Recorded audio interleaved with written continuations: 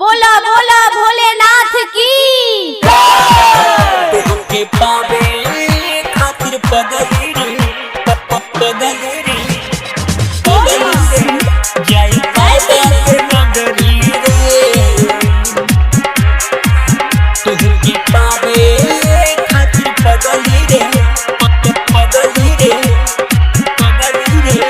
जाई पावे नगरी रे। तुमके पावे खातिर पगली रे जाई देव घर नगरी रे।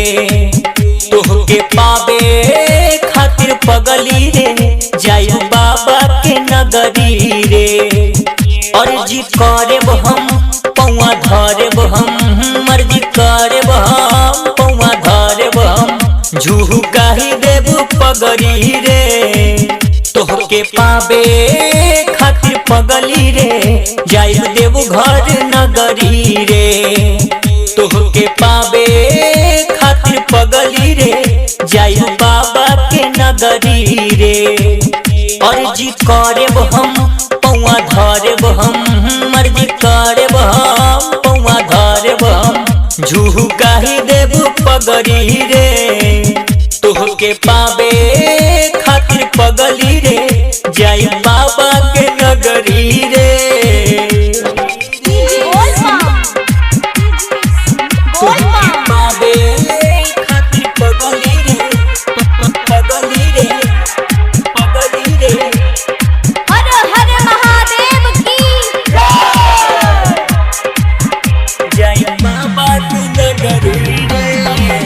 दिल के दर्द भोले बाबा से हम बताइब रे आना ही मनी है भोले बाबा तो हम मनाइब रे।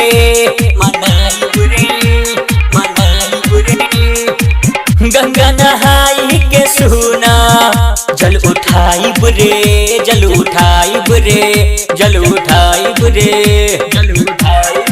कि दिल के दर्द भोले बाबा से हम बताइब रे आना ही मनी है भोले बाबा तो हम मनाइब रे।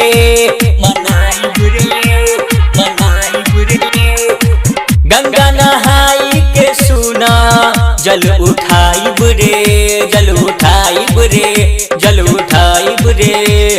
कांवर सजाई के पैदल जाई के जल चढ़ी शिव के नगरी में। तुहके पावे खातिर पगली रे जाई देव घर नगरी रे। तुहके पावे खातिर पगली रे जाई बाबा के नगरी रे।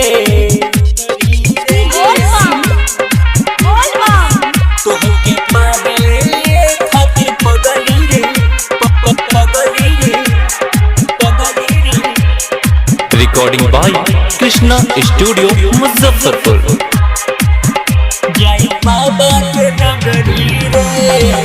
आनंद रोशन कहे दिल के सब सच्चाई रे कि बाबा दी है हमनी के अब मिलाई रे।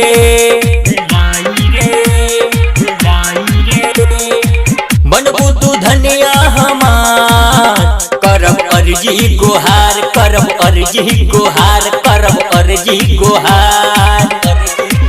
आनंद रोशन कहे दिल के सब सच्चाई रे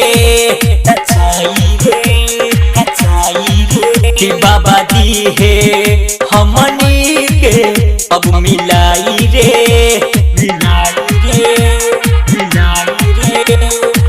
इतने बार जी हमार सोना बनबू हमार, धनी बनबू हमार, रानी बनबू हमार। पर भूल खेले सारी दुखवा दिखेले अपना ही ले बबरी रे।